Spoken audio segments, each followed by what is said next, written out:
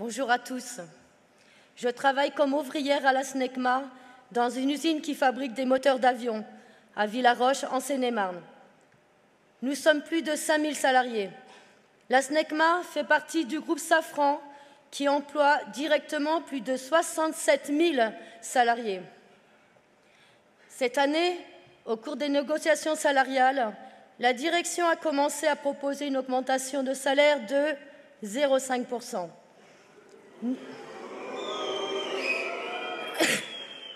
Nous avons exprimé notre mécontentement en débrayant à 500. La direction a fait ce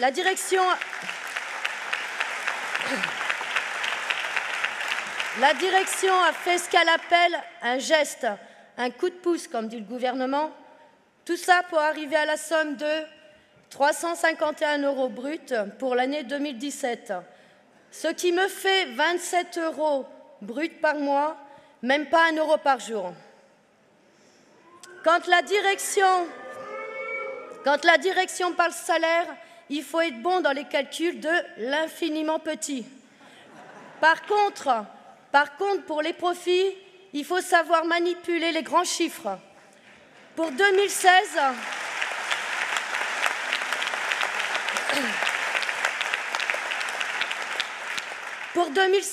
le groupe Safran a annoncé 1,8 milliard de bénéfices, chiffre salué par toute la presse comme un record. Là, j'ai dû prendre ma calculette.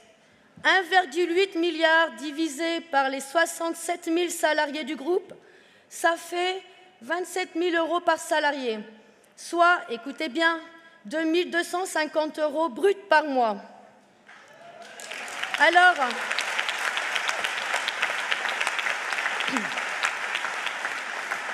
Alors, quand Nathalie parle d'augmenter les salaires, les journalistes et les politiciens au service du patronat lui disent toujours « c'est utopique ». Où allez-vous prendre l'argent? Pouvez-vous chiffrer votre programme? Oui, on peut.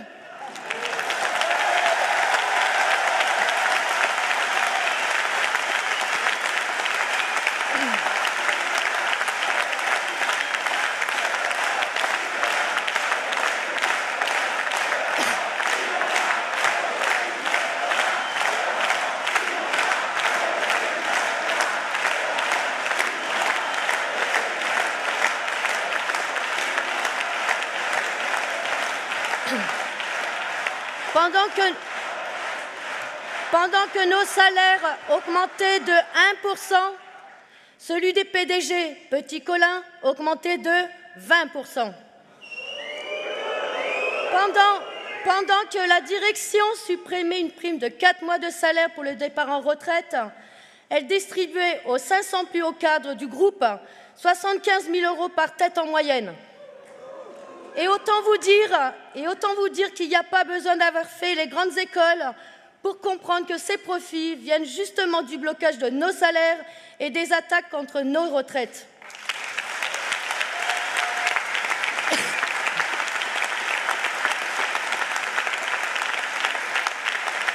Et ces profits viennent de notre travail. Dans l'usine, je peux vous dire que du travail, il y en a, car les carnets de commandes du groupe sont pleins à craquer pour des années. Depuis des années, pour nous faire sortir toujours plus de production, la direction cherche à nous mettre au pas. Elle a pondu un nouveau règlement intérieur où elle nous menace de sanctions pour un oui ou pour un non. Sous prétexte de sanctionner le harcèlement entre salariés, des camarades d'atelier sont convoqués au bureau des chefs pour avoir osé plaisanter entre eux. Un collègue ayant un problème de prostate a été convoqué par la direction pour avoir soulagé sa vessie contre le grillage. Comme la direction n'était pas à sa première convocation, les gars de mon secteur ont prévenu les chefs.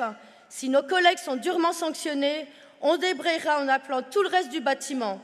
Ça a calmé les chefs qui nous tournaient autour.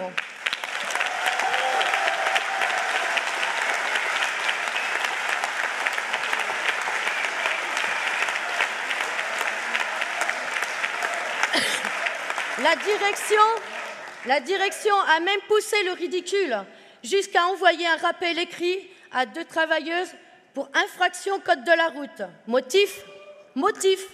Celle-ci se déplaçait sur le même vélo sur le site. Bon, il est vrai que c'était Anne et moi-même. Peut-être que ça a joué.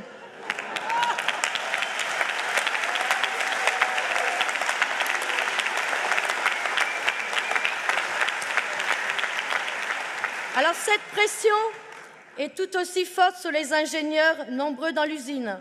Après leur avoir fait miroiter une magnifique carrière, on les presse eux aussi comme des citrons. Avec l'arrivée du forfait jour, il n'y a plus d'horaire défini. La seule limite, c'est 11 heures de repos entre 2 jours de travail. La journée de travail a explosé. Autrefois, lorsqu'on partait du travail à 18 heures, on pouvait voir le parking quasiment vide. Aujourd'hui, il est plein. La direction envoie les jeunes travailleurs travailler aux 4 coins du monde pour surveiller les essais des moteurs. Lorsque l'essai est en cours, le moteur tourne et il n'y a plus de code du travail. Certains travaillent jusqu'à plus de 12 heures d'affilée. Une collègue a travaillé 7 heures le matin et après quelques heures de repos à l'hôtel, elle a dû repartir travailler 7 heures de plus dans la même journée. Pour gagner de la place, c'est-à-dire de l'argent, la direction a entassé les salariés dans des bureaux géants pouvant aller jusqu'à 300 personnes. Alors entre ceux qui travaillent au téléphone et ceux qui doivent parler en direct, c'est un vrai hall de gare. Comme partout, le patron mène sa lutte contre nous pour accroître sa productivité et faire gonfler ses bénéfices. Eh bien oui, voilà comment ça se passe dans une entreprise les plus riches et les plus modernes du monde. Alors chez nous, comme partout ailleurs, il faut que notre camp, le camp des travailleurs, des ouvriers aux ingénieurs, s'exprime et défende ses intérêts en votant Nathalie Arthaud.